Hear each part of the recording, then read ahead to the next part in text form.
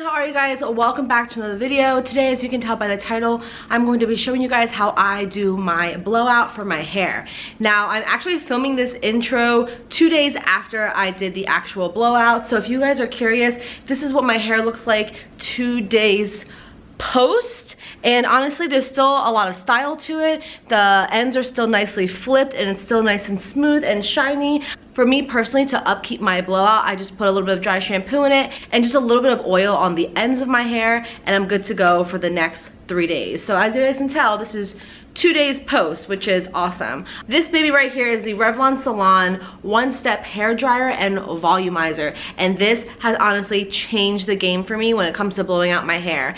Now, another heads up for you, this video is going to be me blowing out my entire head of hair. If you guys haven't noticed, I have a lot of hair, so this is going to be a sped up video with music overlaid. So if I'm being honest, I don't look too happy when I'm blowing out my hair.